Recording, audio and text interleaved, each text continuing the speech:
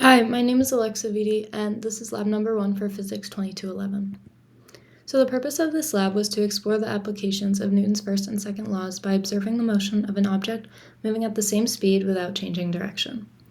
So two fundamental principles that are important for our lab are Newton's first law, which says that an object at rest will stay at rest and an object in motion will stay in motion unless acted upon by an unbalanced force, and Newton's second law, which says that an object's acceleration depends on the object's mass and the force applied to the object, and this is also known as the momentum principle.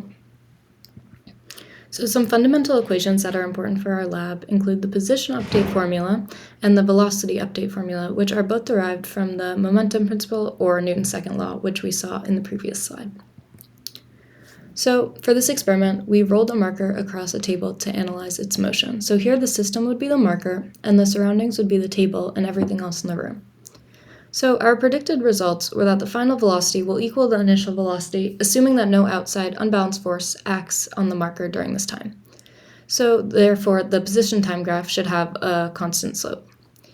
However, our observed results deviated a little bit from the predicted results in that the velocity of the marker decreased over time and eventually came to a stop. And this is likely due to the presence of an outside force, which we'll talk about later.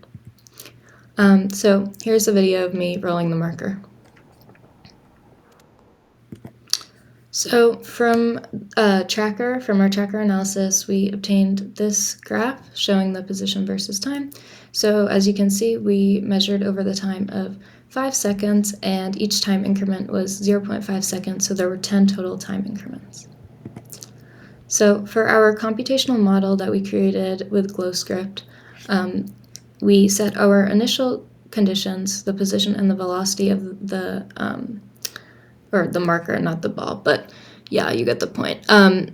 Based on the tracker data, and then delta t would be 0.5 because that's how big each time increment is. So then we did a while loop, and we looped through all of those 10 time increments. So the F-net would be 0 because ideally there's no external forces acting on the ball. And then the ball's velocity during this time should also not be changing due to the fact that there's no net external forces. And then the position will be changing based on the ball's velocity. So if it's negative 0.4 meters per second, then the ball's position will be changing by negative 0.2 meters over the course of half of a second. And then here we just plotted the position and velocity curves.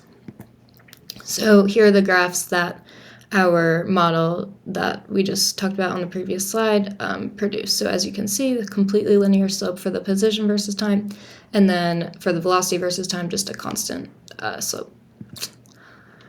And then for the comparison for the observed position versus the expected position, so like I said, the expected position is a completely linear graph, so the position over each time interval was the same, the position change, but with the observed position, it started to deviate a little bit from the expected position, especially towards the end, as the object started to slow down, likely due to an outside force.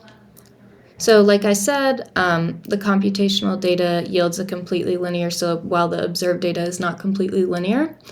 And also the two sets of data lined up well in the beginning, but then as the object slowed down, the marker, the observed data started to deviate from the computational data. So some sources of error include external forces acting on the ball throughout its motion. So first of all, it's likely that the table was not a frictionless surface. And then secondly, it's likely that there was some air resistance. And then also the tracker analysis could have been not completely accurate.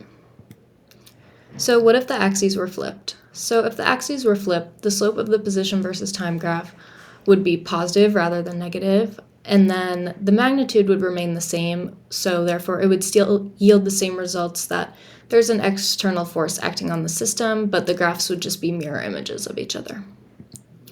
So to conclude the experiment, so the x direction forces include the force of kinetic friction and likely some air resistance too. And then the y direction forces include the force of gravity, so pushing down on the object, and the normal force pushing up on the object, but these two forces cancel out due to them being the same magnitude in opposite directions. Thank you.